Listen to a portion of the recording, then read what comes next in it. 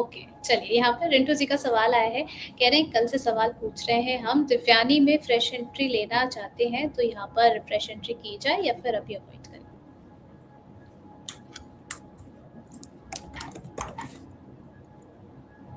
$129 पर चल रहा है सर, 15% की अपसाइड आज इस काउंटर में देखने को मिल रही है। और एक सेकंड दीजिएगा सर। दिव्या इंटरनेशनल की बात कर रहे हो राइट? 128 चल रहा है जी जी, इसका दिव्यानी भाई बहुत जबरदस्त चल चुका है ऑलरेडी। भाई बोलते एक्चुअली में भी इनका भाई का ही कंपनी है BBL, Varun beverage.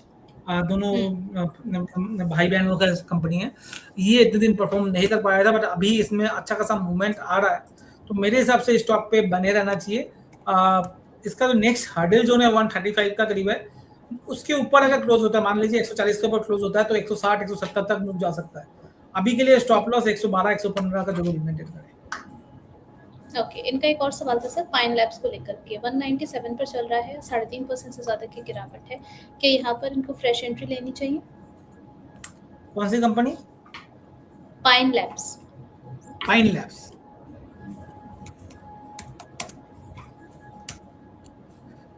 Pine Lab ज़्यादा अच्छा मुझे लग नहीं रहा, बट अगर फिर भी किसी के पास है तो 192 का स्टॉप लॉस जरूर मेंटेन करें। टारगेट नहीं दे सकता क्योंकि अच्छा ही नहीं लग रहा, तो इसमें स्टॉप लॉस जरूर मेंटेन कर ले 190 के करीब का। चलिए ठीक है, यहाँ पर नेक्स्ट क्वेश्चन जो है ललिता जी का है, ये भी हमारी प्राइम मेंबर हैं, कह रही हैं कि सर लेवल्स इन्हें जानने हैं मई एंड तक के लिए, आयशा मोटर्स के, वोल्टास के, बीपीसीएल, पारस डिफेंस के, कई सारे नाम इन्होंने लिख दिए हैं। सबसे पहले आयशा मोटर्स से शुरुआत कर लेते हैं। जी हाँ, पीसीआर टीम ने भी जो है पूरी जल्दी में जो है आयशा मोटर्स लगा दिया है। सर ये काउंटर आपको कैसा लग रहा है?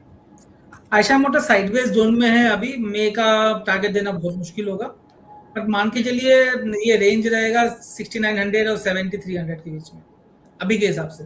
अगर कोई चार्ट में ब्रेकआउट आता है तो वापस आप रिव्यू करा लीजिएगा, 7300 के ऊपर निकलेगा उस केस में। चलिए ठीक है, नेक्स्ट इनका क्वेश्चन था वोल्टास को लेकर के, 1483 पर चलता हुआ नजर आ रहा है, 1.5% से ज्यादा की यहाँ पर गिरावट है। गर्मी जिस तरीके से बढ़ रही है, अप्लायंसेस जिस तरीके से बिक रहे हैं, क्या शेयर चलेगा सर? चांसेस कम है। चांसेस इसलिए कम है, इसको थोड़ा डेली चार्ट में आप देखोगे, थोड़ा सा छोटा करके सिंक करके देखोगे तो आपको दिखेगा जब भी ये स्टॉक 1400-1500 के बीच में आता है तो इसमें प्रॉफिट बुकिंग आना स्टार्ट हो जाता है। अगस्त 25, सितंबर 25, अक्टूबर 25, देन जनवरी 2026, देन मार्च 2026, अगेन अप्रैल 2026 और मई। इस बीच में आप देखोगे हमेशा 1400-1500 में जाकर प्रॉफिट बुकिंग आना स्टार्ट हो जाता है। इसका सही बाइंग जोन जो है वो जो है 1300 के करीब है, 1300 में खरीदिए और 1500 में बेचिए। ये स्ट्रेटजी इसमें अभी ऐसे चल रहा है, 1300 में बाई, 1400-1500 के बीच में हमें सेल करना है। तो क्या अभी लेना चाहिए? मेरे हिसाब से भी नहीं लेना चाहिए। लेना कब है? 1550 के ऊपर अगर ब्रेकआउट आता है, जो प्रीवियस जितने भी हमने टॉप बनाया है उसको क्लोज करके उसके ऊपर क्लोज बाइंग स्टार्ट हो गया तभी इसमें लेना चाहिए।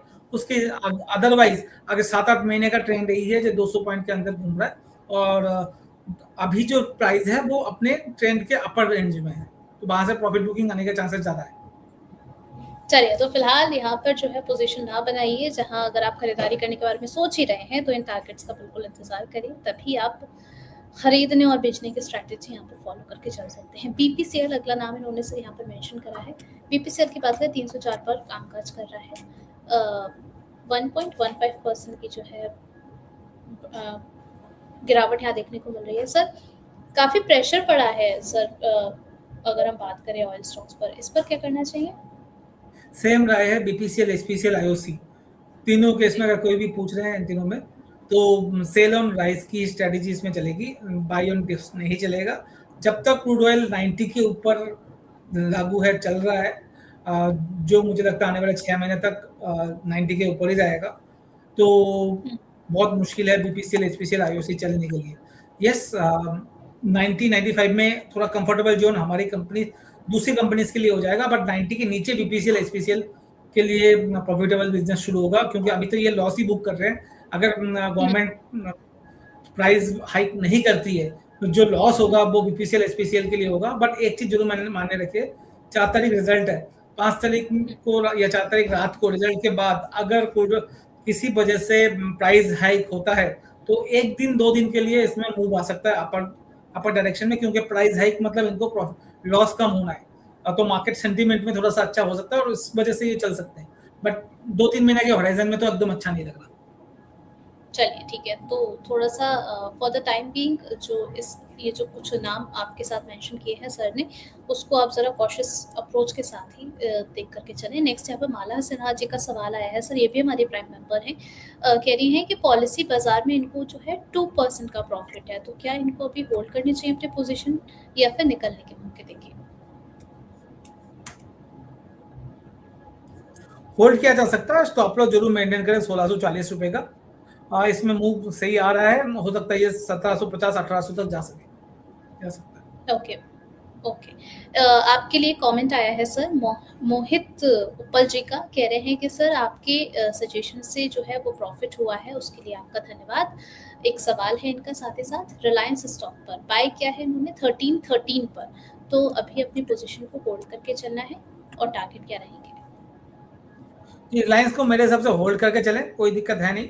1380, क्योंकि 1313 में अपने बाई किया है 1313, 1380 में आप स्टॉप लॉस लगा लीजिए, तो आपका ऑलरेडी 50-60 पॉइंट का आप गेन कवर्ड हो जाएगा। उसके बाद यहाँ पर मुझे जिस तरह से मूव आ रहा है, अगर मार्केट को गिराने में कोई बचा सकता है वो रिलायंस ही है आज के दिन पे। यहाँ पर अच्छा खासा चल रहा है, और आज भी देखोगे तो रिलायंस की वजह से मार्केट इतना ज्यादा गिरा नहीं है, अदरवाइज मार्केट में अच्छा खासा करेक्शन है ऑलरेडी। तो मुझे लगता है रिलायंस जो है 1500 पार होने के लिए तैयार हो रहा है, तो होल्ड करें अभी। चलिए, तो रिलायंस को होल्ड करके चल सकते हैं। सर रिलायंस की बात हो रही है तो जियो फाइनेंशियल सर्विसेज पर भी समझना चाहेंगे, तो उससे 51 पर चलता हुआ नजर आ रहा है। अब जो है वो पाइपलाइन में जो है वो आईपीओ भी आने वाला है, तो क्या रिलायंस में जियो फाइनेंशियल में क्या पोजीशन बनाई जा सकती है करंट लेवल पर?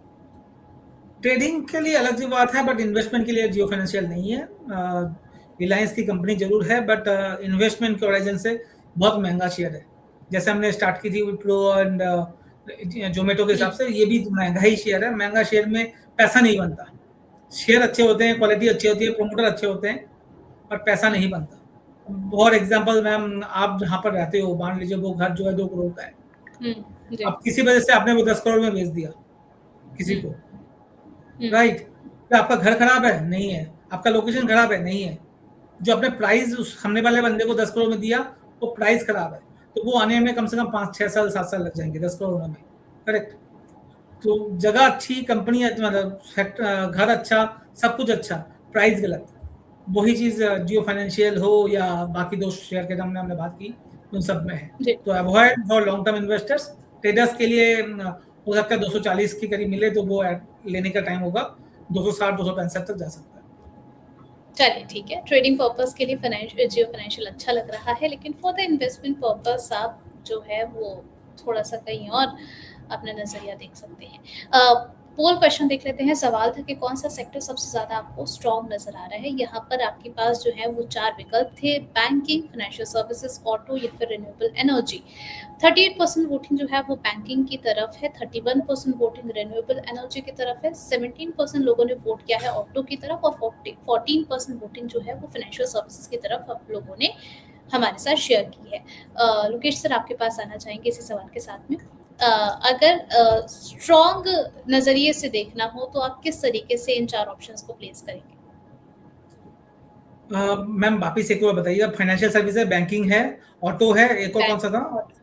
एक रिन्यूएबल एनर्जी। तो रिन्यूएबल सबसे पहला होगा, रिन्यूएबल सबसे पहले। सेकंड होगा फाइनेंशियल सेक्टर, थर्ड होगा ऑटो सेक्टर, फोर्थ होगा बैंकिंग सेक्टर। तो चारों स्टॉक मुझे अच्छे लग रहे हैं, चारों सेक्टर अच्छे लग रहे हैं। बैंकिंग में कुछ कुछ पर्टिकुलर स्टॉक, जैसे हमने बात भी किया, बंधन और बंधन हो, एयू हो, या आरबीएल बैंक हो, या फेडरल बैंक हो, एक ये, या पीएसयू बैंक्स जो मैंने बात की थी, bank of Baroda, bank of India, ICICI, sorry SBI, वो सब अच्छे लगते हैं। अदरवाइज तो सारे स्टॉक्स हमने बात की हुई है। जी चलिए ठीक है, तो सर ने जो है वो सीरीज भी आपको बता दी कि किस सीक्वेंस में उन्होंने जो है इनको स्ट्रॉन्ग लेवल पर जो है वो प्लेस किया है। Thank you so much Lokesh sir हमारे साथ जुड़ने